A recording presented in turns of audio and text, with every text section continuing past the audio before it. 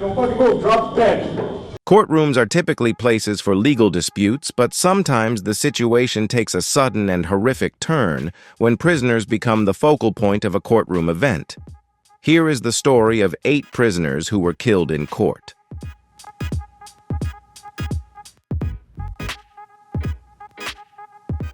Imagine sitting in a courtroom watching a trial unfold when suddenly chaos erupts. What happens when justice takes an unexpected turn and a convict's life ends right in front of everyone? Stick around because you won't believe what happened next. Make sure to like, share, and subscribe for more shocking revelations, and let's jump into this intense journey together.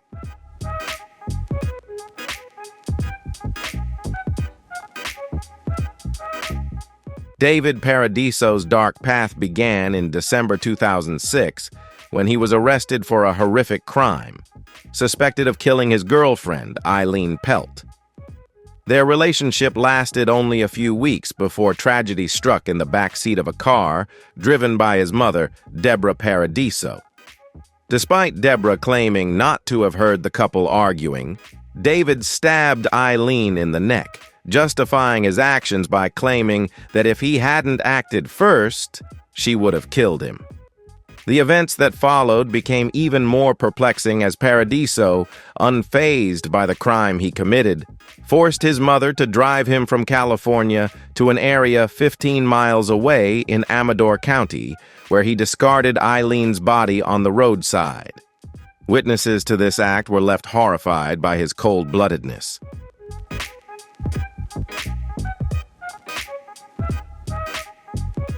During the trial in March 2009, Paradiso presented a completely different testimony from what he had previously stated. He changed his story, denying the fear he had claimed before and stating that he killed Eileen because he believed she didn't deserve to live. This sudden shift in his account made those in the courtroom feel uneasy. Paradiso's mother, Deborah, had been worried about her son's mental state before the trial, but she never imagined that her concern would lead to a tragedy later on. Deborah had alerted authorities about her suspicion that her son had a gun, but searches in his cell found no weapons.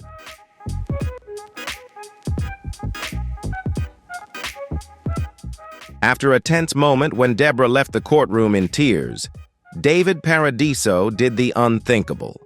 In a shocking turn of events, he approached Judge Warren Cinda Fox from behind and attacked her with a sharp weapon. Despite attempts by others in the room to intervene, Judge Fox was stabbed multiple times and physically assaulted. The police quickly intervened, and Detective Loy Eric Bradley fired his weapon, fatally shooting Paradiso. Judge Fox was escorted out of the courtroom, and despite her injuries, she later recovered. The death of David Paradiso left a devastating aftermath. His family, especially his mother and brother, were deeply mournful. Deborah and Aaron Paradiso believed that this tragedy could have been avoided if authorities had intervened sooner.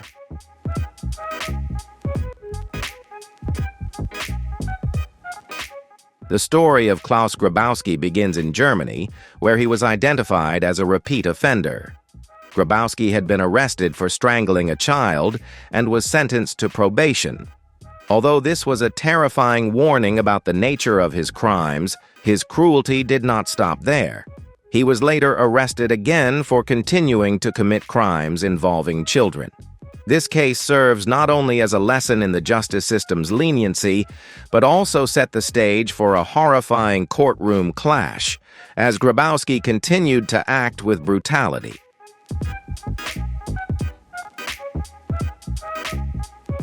Maryanne Bach, born on June 3, 1950, grew up in a challenging environment with a violent father and a mother who abandoned her as a teenager. After enduring a life filled with hardship and loss, Maryanne became a mother, raising a daughter named Anna. However, her life remained unstable, and her relationship with Anna grew increasingly strained, partly due to her demanding job and partly due to family tensions. On May 5, 1980, following a conflict between Maryanne and Anna, Anna chose not to go to school and was lured into the apartment of a neighbor, Klaus Grabowski. There, Grabowski brutally assaulted and strangled Anna with pantyhose, ending her life in a horrific manner. After the crime was discovered, Grabowski was arrested and faced justice for his heinous acts.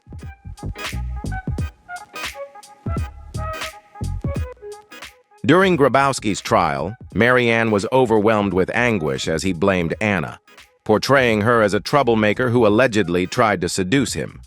Driven by unbearable pain, Maryanne sought brutal revenge. On March 6, 1981, during a court session, she pulled a .22 caliber Beretta from her coat and fired 7 shots at Grabowski. 6 bullets hit their mark, killing him instantly. Maryanne showed no remorse for her actions, despite attempts by those around her to restrain her. She was convicted of manslaughter and sentenced to 6 years in prison, but served only 3. Maryanne passed away in 1996 from pancreatic cancer and was buried beside her beloved daughter, Anna.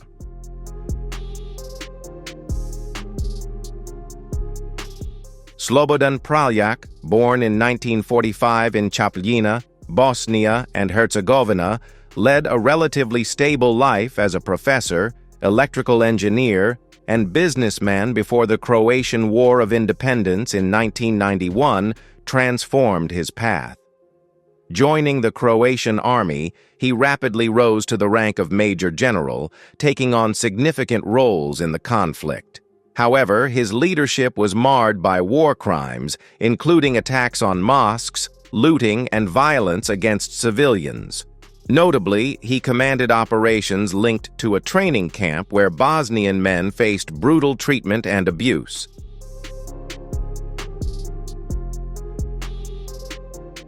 After the war ended, Praljak returned to civilian life, becoming a businessman and authoring 25 books. However, in the early 2000s, he faced charges of war crimes brought by the International Criminal Tribunal for the former Yugoslavia. He was prosecuted for violations of the Geneva Conventions and crimes against humanity. These charges were related to brutal acts that he either directed or was aware of but failed to intervene.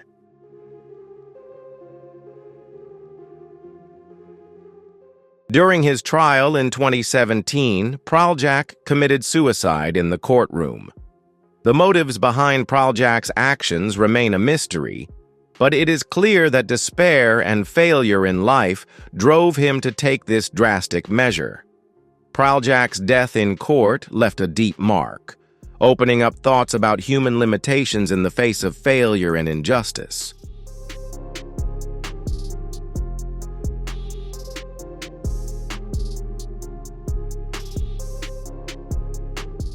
The next story is about Siale Angilau, a criminal associated with the Tongan Crips gang, known for its criminal activities across multiple countries. Angilau's childhood remains shrouded in mystery, with very little known about him beyond his ties to the gang. His court case began when he faced charges of extortion targeting 17 members of his own gang.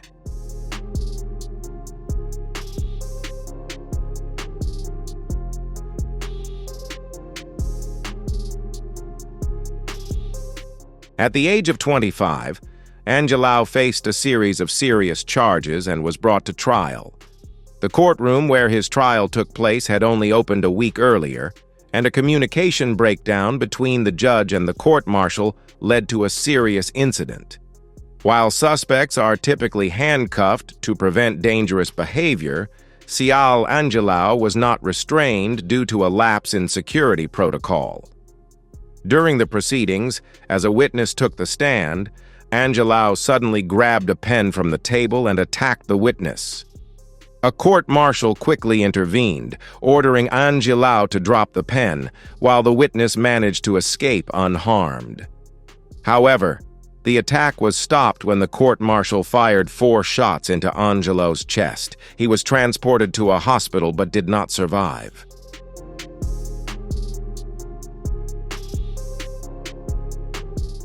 The death of Siale Angilau sparked significant controversy. His family filed a lawsuit against the court-martial, accusing him of using excessive force during the intervention. They argued that the last 3 shots were fired after Angilau had already fallen and therefore exceeded what was necessary. However, the judge in the case disagreed and dismissed the family's claim, stating that the marshal's actions were necessary to immediately stop the attack Angilau was attempting to carry out.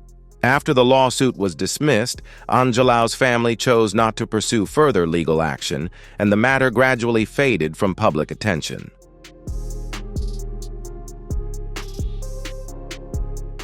The story of Siale Angilau's strange death in court is a tragedy that is hard to forget.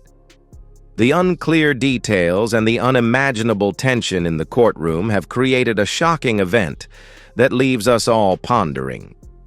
If you want to learn more about the mysteries surrounding this case and other unexpected developments, don't forget to like the video, share it with your friends, and subscribe to the channel for more captivating stories. Leave your thoughts in the comments.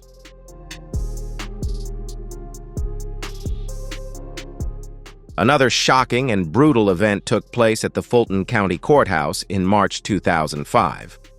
Brian Nichols, a convicted drug offender, was the perpetrator of a courtroom massacre. Nichols had a troubled life, from a broken home to run-ins with the law. After being indicted on drug charges, Nichols was brought to the Fulton County Courthouse in March 2005 for trial. No one expected the trip to lead to a horrific chain of events. Nichols began the massacre by killing his deputy and taking her gun.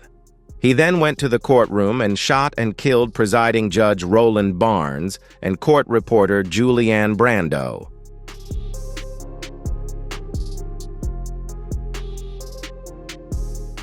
After killing the judge and court reporter, Nichols escaped from the courthouse, triggering a massive manhunt. The incident threw the entire city of Atlanta into a state of fear and panic. Nichols unleashed a crisis that no one could have predicted, and the massacre left a lasting mark in the history of criminal cases in the United States. He became a terrifying example of how a single criminal could plunge an entire city into overwhelming chaos.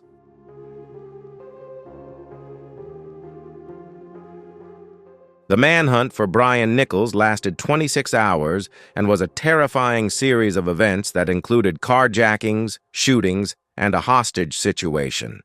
Nichols spread fear throughout the city of Atlanta, prompting both the community and law enforcement agencies to launch an intense and urgent search. His boldness and brutality shocked the entire nation.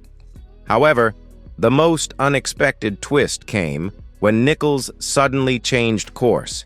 He kidnapped a woman in her own apartment and later made the decision to surrender. He released the hostage unharmed and turned himself in to the police. The motive behind his surrender remains unclear. Some believe Nichols was simply exhausted and realized escape was impossible, while others suggest he may have had a change of heart.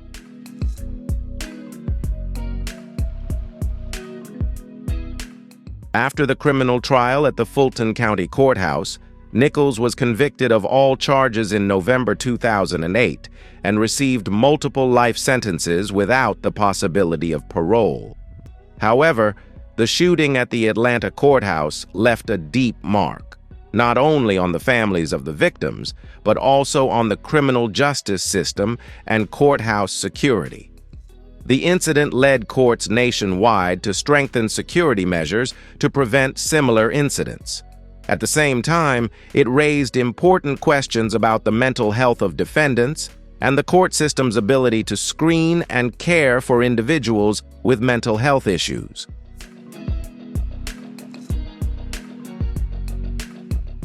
The story of Michael Marin is another unusual case of crime. Marin was a former Wall Street broker who had a successful career and a lavish lifestyle, with valuable real estate and an expensive art collection.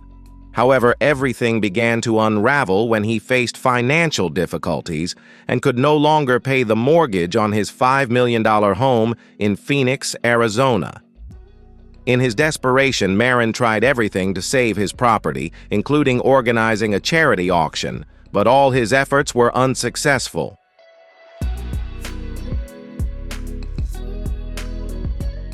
In the end, he decided to carry out a bold crime, staging a house fire to collect the insurance money.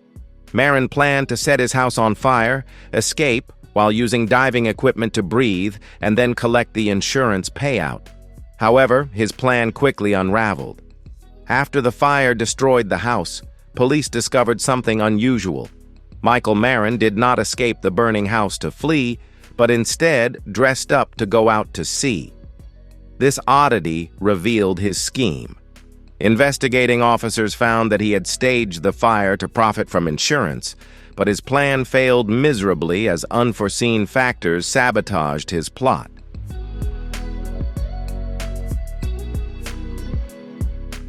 Marin ultimately faced serious consequences for his actions. His scheme not only ended in failure, but also led to severe criminal charges. After being sentenced, Marin drank a mysterious substance from a sports bottle in the courtroom, causing him to collapse and later die in the hospital. This event raised many questions about his motives and the reasons behind his decision to end his life in such a manner.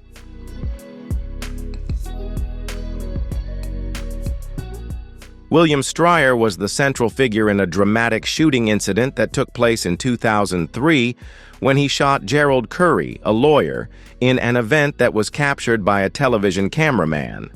The incident occurred just outside the courthouse, while Strier was facing financial difficulties and growing anger over the management of his trust fund. Having received a large sum of money from an accident, Strier disagreed with Curry's management of his funds and felt taken advantage of. This led to a brutal act of violence when Strier shot Curry 5 times in the neck, arm, and shoulder.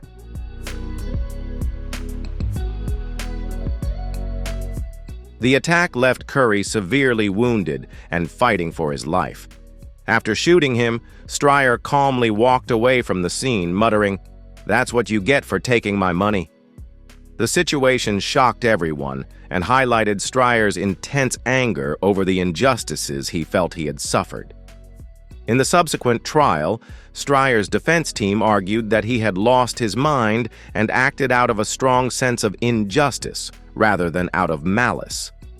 However, the judge decided to sentence Strier to life in prison, deeming him a dangerous threat to society.